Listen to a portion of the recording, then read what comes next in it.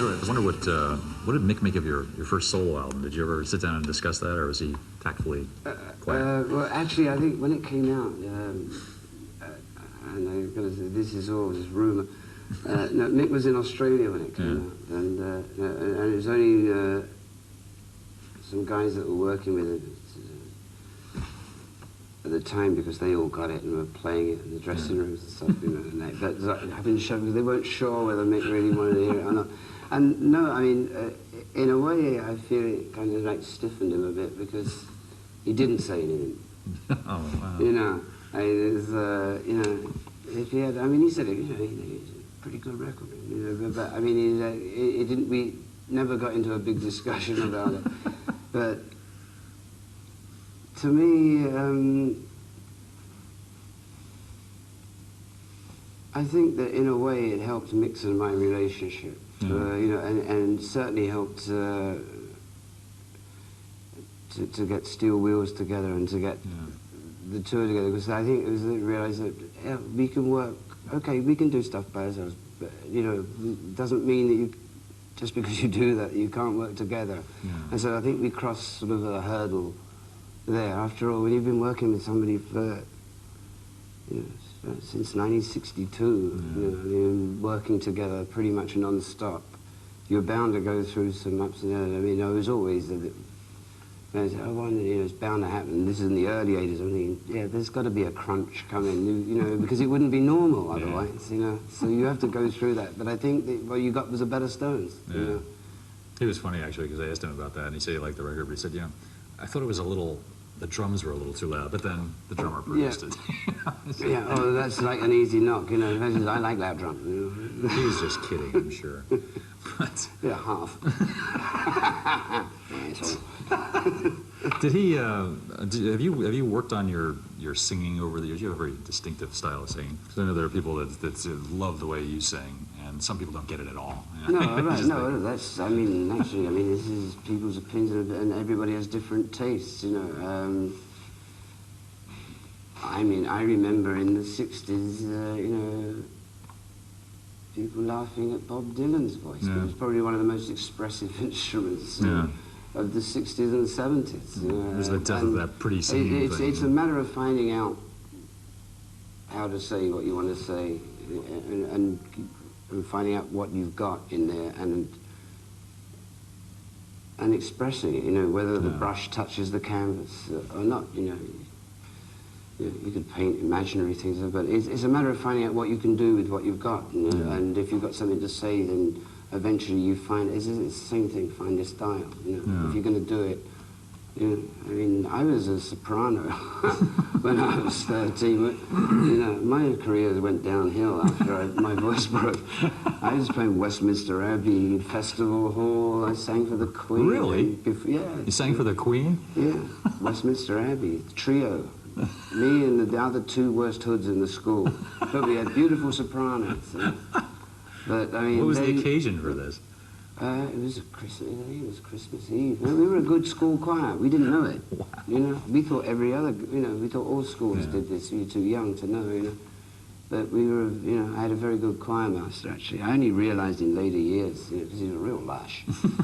You know, he was a hard taskmaster, but anything was better than chemistry or physics. It was so you put on this little thing, you know, and this little frock, and you go down the aisle going hallelujah, hallelujah. In a way, I realised I did learn a lot from him about harmony and melody and stuff that served me in good stead later. You know. So you started out as a choir. For many years, I would never have admitted that I was a choir boy.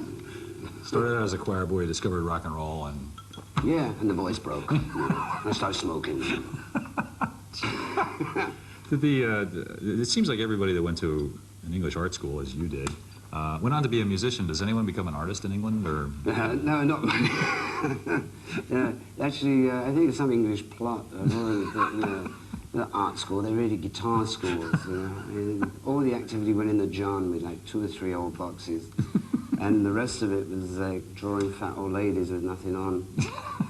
Jesus. You know, and were you seriously entertaining the idea of being an artist, or was this all just a no, I just happened to be pretty good at it, you know, and they threw me out of sort of the equivalent of high school, but I think they kind of felt sorry about it in a way because the offence wasn't that much. I mean, I just left early, one day, and then they had to make an example of me and a couple of guys that I hung with.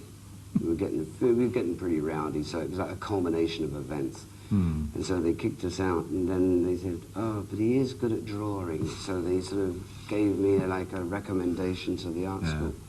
Ended there, came out playing guitar. That's England. Jeez. Did you know any other people who went on to be famous guitarists while you were there? I was at art school with Pretty Things, with Phil May and Dick Taylor. I think the year I left, David Bowie went into the same joint. Oh, it's just star after star. I wonder if you, I was asking Mick about this the other day, I wonder if out of all the wardrobes you've had over the years, have you kept any of the clothes from, like, say, 1967 or anything? Still have that stuff? There are one or two remnants. Are there? Yeah, and, I don't know, it's very strange because I spent the last 2 days, my wife has been forcing me to throw out clothes that she's quite right. I've got them, but I never wear them. Might as well give them to someone. Yeah. But you pick up so much, especially after tours. After 18 months on the road, and the shows that size, the wardrobe, and you go, oh, I kind of like that, and there's like a slow drift, and then you realise at the end you've ended up, and you say, why the hell am I this?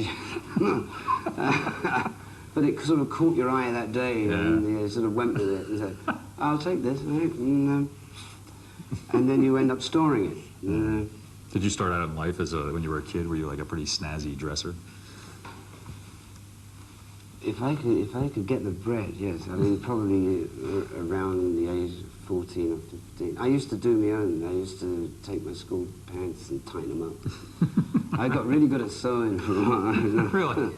Yeah. That's a talent that always comes in. We had English school with a uniform, but I used to wear, I don't believe it now, 2 pairs of pants all day. And the regulation ones, and the minute I got out the school gate, to go behind a tree, taking them underneath these skin-tight jobs. And there were certain of us at that time that became so many of us that they made a school rule that you could be caught on the bus going home. In other words, you had to wear a uniform until you got home. They caught you sort of going through town with these sort of tights on. and change the socks to luminous green. Elvis or something. Things you do, right? Okay, I have some interesting news for you. The Berklee School of Music, you may be familiar with, is now teaching a course on rock and roll. Right? Can I join up? What do you think about this? I mean, could rock and roll be taught like that? Do you think it seems ludicrous? I don't know, because I don't know like that is. I mean, I should imagine that there is a certain amount of research you could do and learn certain things, but it is to be turned into an academic study. That's an interesting proposition. I mean, I'd love to know how they're going to handle that. But like I say, I wouldn't mind going along to find out. Well, actually, they're teaching the Stones there. They take you to a little motel and give you give you a station wagon and a guitar and tell you to go find a gig. And then... No, but they're apparently teaching Rolling Stones as part of the course there. Like, people go in and, I guess, take the music apart and try and see how it works. Ouch. You could be a guest lecturer or something. If they find out how it works, will they let me know?